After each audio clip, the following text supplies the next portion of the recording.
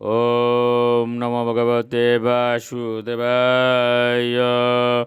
ওম নমো ভগবতে বাসুদেবায়। ওম নমো ভগবতে বাসুদেবায়। শ্রীমদ্ভাগবত তৃতীয় স্কন্দ স্থানম সৃষ্টি স্থিতি 63 অধ্যায়। ভগবান কপিলদেব কর্তৃক অশুভ সকাম কর্মের বর্ণনা। শ্লোক 16।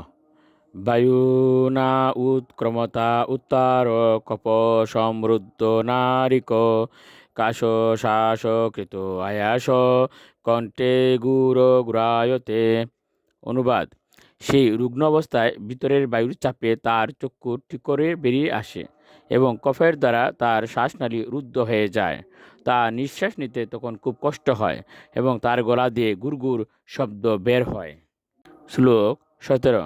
শয়ন পরিশুচোদ্বিয় পরিবিত স বন্ধুবিহ বাচ্যমানু অপি ন ব্রূতে কালো পাশ বসংগত।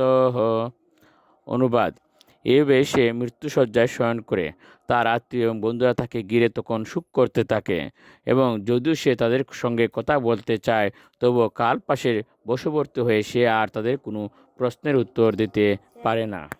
শ্লোক 18। এবং কুটুম্ব বরণে বিপরীতাত্মা জিতেন্দ্রিয় ম্রিয়তে রুদতাম সানাম উরু বেদো নয়াস্তদীয়। অনুবাদ: এইভাবে অসংযত ইন্দ্রিয়ের দ্বারা কুটুম্ব বরণে ব্যাপৃত ব্যক্তি তার আত্মীয় স্বজনদের এইভাবে ক্রন্দন করতে দেখে গভীর দুঃখে তার প্রাণ ত্যাগ করে। সে অসহ্য বেদনায় অচেতন হয়ে অত্যন্ত করুণ অবস্থায় মৃত্যুবরণ করে। শ্লোক 19। যমদূতৌ তদা প্রাপ্তৌ ভীমৌ সর্বশেক্ষণৌ সদৃষ্টা ত্রস্ত হৃদয় সকৃত মূত্রম বিমুঞ্চতি। অনুবাদ: মৃত্যুর সময় সক্রুধ নেত্র ভয়ঙ্কর যমদূতদের সে তার কাছে আসতে দেখে এবং তখন মহাভয়ে সে মলমূত্র ত্যাগ করতে থাকে। শ্লোক 20।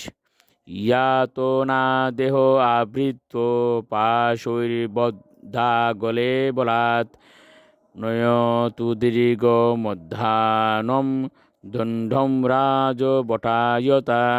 অনুবাদ: রাজ্যের পাহারাদারেরা যেমন অপরাধীকে দণ্ড দেওয়ার জন্য গ্রেপ্তার করে, তেমনি যে ব্যক্তি অপরাধজনক ইন্দ্রিয়তৃপ্তির কার্যে যুক্ত ছিল তাকে যমদূতেরা একটি শক্ত দড়ি দিয়ে তার গলায় বাঁধে এবং তার শুকনো দেহকে আবৃত করে, যাতে তাকে অত্যন্ত কঠোর দণ্ড দেওয়া যায়।